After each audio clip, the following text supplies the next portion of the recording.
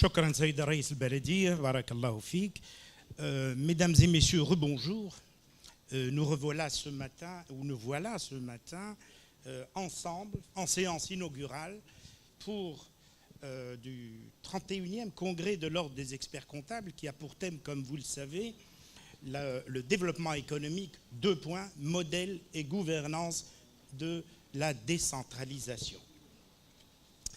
Mesdames et messieurs, vous conviendrez avec moi qu'il est dans la nature des choses que l'Ordre des experts comptables se penche aujourd'hui sur le problème de la décentralisation.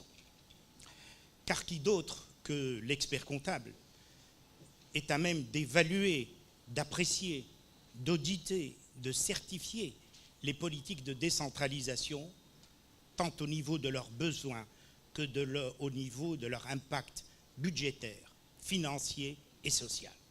Le thème du 31e congrès de l'Ordre des experts comptables de Tunisie est donc d'une actualité brûlante puisqu'il constitue, vous en convenez, un axe majeur des programmes des candidats à la présidence de la République.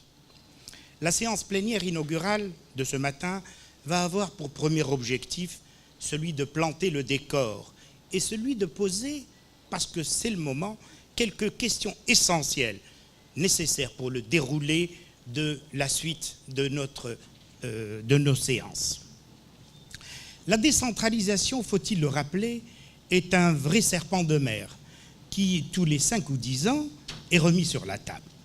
La décentralisation capte effectivement l'intérêt et l'attention de tous les acteurs de la vie économique. Et pour cause, n'est-elle pas le point central et le point décisif pour que réellement la Tunisie bascule en un pays émergent? Mais ce serpent de mer n'a pas à ce jour connu d'avancée sérieuse. Il a toujours existé, mais il ne s'est jamais réellement imposé en tant que choix ou en tant que politique économique de premier ordre.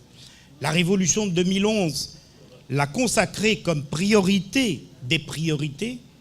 La Constitution lui a réservé tout un article affirmant ainsi son importance et exprimant son caractère d'urgence absolue.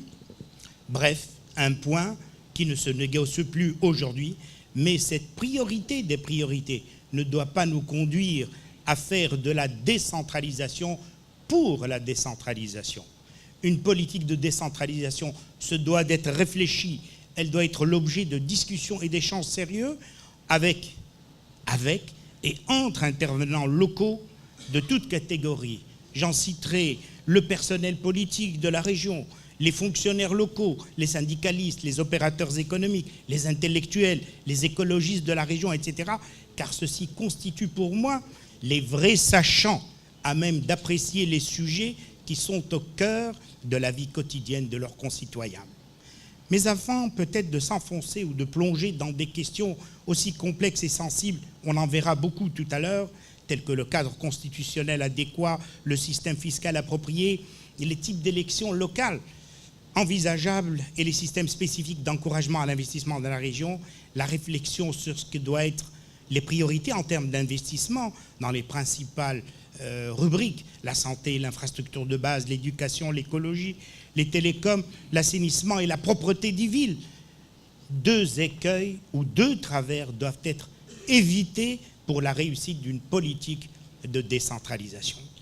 Le premier écueil ou travers à éviter, c'est celui que nous avons vécu, beaucoup ici dans la salle s'en souviennent, je suis sûr, il y a quelques 40 ans, avec la théorie des industries industrialisantes, qui nous a malheureusement laissé jusqu'à aujourd'hui quelques dizaines de sociétés nationales que nous devons jusqu'à aujourd'hui, depuis leur naissance, subventionner, protéger et exonérer de tout impôt. Cette théorie des industries industrialisantes, pour ceux qui se remémorent un peu la chose, que l'on croyait en ce temps-là magique, j'insiste sur le mot, en ce temps-là, et les effets d'entraînement que l'on croyait en ce temps-là capables de susciter et de créer des industries périphériques, des emplois nouveaux, voire un meilleur pouvoir d'achat, se sont avérés quasi nuls, voire dévastateurs.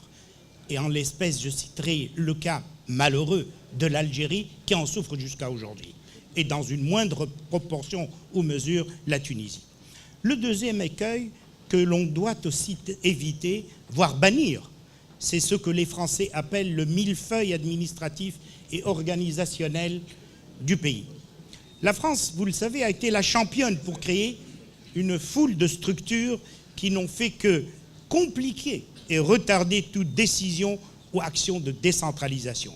Rien n'a été oublié en France. Toutes les dénominations ont été mises en place, du canton à l'arrondissement, au département, jusqu'au territoire, en passant par la collectivité des communes et le conseil régional, etc. Bref, un découpage, voire un dépaissage du pays qui, à part celui d'attribuer des fauteuils, voire des titres aux acrobates et aux déréglés de la politique, n'a pas pu donner au programme de décentralisation l'élan, la souplesse et l'efficacité tant attendue.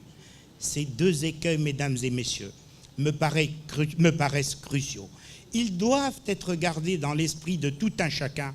Ils doivent, et je l'espère, notamment baliser les avis et opinions de nos distingués intervenants.